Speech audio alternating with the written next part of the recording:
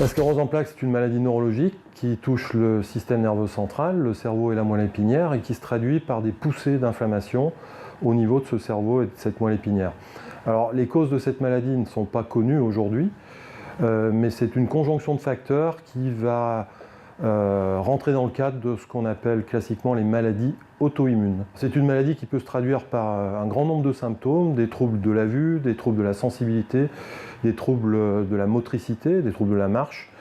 Et c'est une maladie qui peut être responsable d'un handicap important qui va gêner les personnes qui sont atteintes de sclérose en plaques, qui, on le rappelle, sont des sujets jeunes qui débutent leur maladie entre 20 et 30 ans. Alors les choses ont énormément changé ces 20 dernières années, puisqu'il y a 20 ans, aucun traitement n'était disponible pour influencer le pronostic de cette maladie et son évolution. Aujourd'hui, nous avons presque une vingtaine de médicaments différents qui permettent de diminuer les poussées,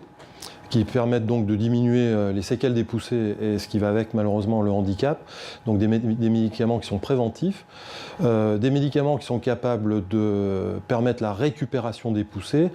Et l'avenir proche, ce sont des médicaments qui devraient permettre la récupération de certaines séquelles quand elles sont présentes, c'est-à-dire des médicaments qui ont pour visée de réparer. Alors c'est une maladie qui soigne et qui ne se guérit pas, mais si le diagnostic est fait très tôt, et que les traitements de fond sont mis en place très tôt, la maladie n'évoluera pas ou évoluera très peu. Il est indispensable d'avoir une prise en charge pluridisciplinaire avec des intervenants multiples, soit médicaux, soit paramédicaux, pour prendre en charge à la fois la maladie, alors ça peut être les neurologues pour les traitements, mais aussi pour les conséquences de la maladie, le handicap, les séquelles, la rééducation fonctionnelle, le côté psychologique, qui est extrêmement important dans la prise en charge globale de cette maladie.